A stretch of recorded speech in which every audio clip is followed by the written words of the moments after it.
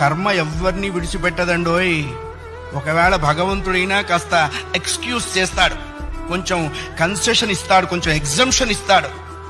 కర్మ చస్తే ఇవ్వదు. 1000 ఆవులు 1000 దూడలు ఉన్నాయి. దూడల కట్లు విప్పాం. ఏ దూడ దాని దగ్గరికి వెళ్ళి దాని తల్లి దగ్గరికి వెళ్ళి సరిగ్గా ఆగుతుంది. కర్మ కూడా అంతే.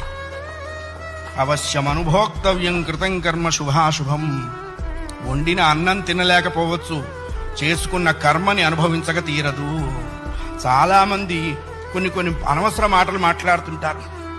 బ్రతకదలుచుకోలేదు, చచ్చిపోదాం అనుకుంటున్నా.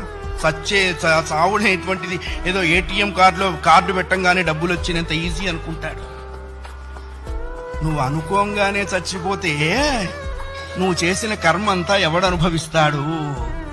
కర్మానుభవం అనుభవించడం కోసమైనా అది నిన్ను బ్రతికిస్తుంది.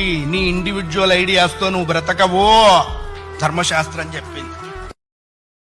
Download share chat.